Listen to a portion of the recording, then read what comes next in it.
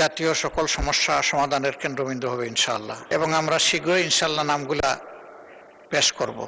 রাজধানীতেও হবে পরীক্ষামূলক লোডশেডিং, সিদ্ধান্ত নিয়েছে সরকার। সংসদে জানিয়েছেন বিদ্যুৎ প্রতিমন্ত্রী। জ্বালানি সংকট নিরসনে সরকার এবং বিরোধী দলের সমন্বয়ে গড়া হচ্ছে 10 সদস্যের পরামর্শক কমিটি। এদিকে সংসদে প্রধানমন্ত্রী এই কথা জানানোর পর ধন্যবাদ জানান বিরোধী দলীয় নেতা।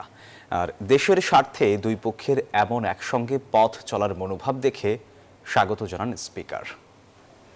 দেখেছিলাম যে তিনি তার হাত নাড়াতে পারে না। ত্রয়োদশ জাতীয় সংসদের প্রথম অধিবেশনের 20তম বৈঠক। গ্যাস, বিদ্যুৎ ও জ্বালানি সংকটের বর্তমান পরিস্থিতি নিয়ে প্রস্তাব দেন সংসদ সদস্যরা।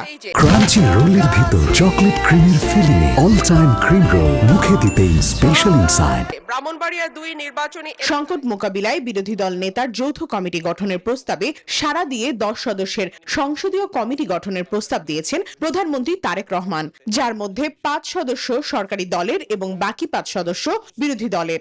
আমরা আমাদের পক্ষ থেকে 5 সদস্যের একটি কমিটি গঠন করছি। সরকারের সিদ্ধান্তকে স্বাগত জানিয়ে বিরোধী দলীয় নেতা জানান শিগগিরই তারা 5 সদস্যের নাম জানাবেন। আমরা আশা করি এই সংসদ জাতীয় সকল সমস্যা সমাধানের কেন্দ্রবিন্দু হবে ইনশাআল্লাহ, এবং আমরা শীঘ্রই ইনশাআল্লাহ নামগুলা পেশ করব। দেশের স্বার্থে সরকার ও বিরোধী দল এক থাকলে যে কোনো সংকট কাটিয়ে ওঠা সম্ভব বলে জানান স্পিকার। সরকার এবং বিরোধী দল এইভাবে যদি সহযোগিতার মাধ্যমে অগ্রসর হয়, দেশের যে কোনো সমস্যার সমাধান করা সম্ভব। এরপর আলোচনা হয় দেশের লোডশেডিং পরিস্থিতি নিয়ে। বিদ্যুৎ প্রতিমন্ত্রী জানান রাজধানীতেও পরীক্ষামূলকভাবে হবে লোডশেডিং। মাননীয় প্রধানমন্ত্রীর পরামর্শে এবং বিরোধী দলীয় নেতার সাথে আলোচনা ক্রমে আমরা রাজধানী ঢাকাতে 110 মেগাওয়াট প্রাথমিকভাবে পরীক্ষামূলকভাবে লোডশেডিং করবার সিদ্ধান্ত গ্রহণ করেছি। ব্রাহ্মণবাড়িয়ার আশুগঞ্জ সার কারখানায় আগামী 1 মে থেকে গ্যাস সরবরাহ পুনরায় চালু করা হবে। সংসদে জানান বিদ্যুৎ মন্ত্রী ইকবাল হাসান মাহমুদ টুকু।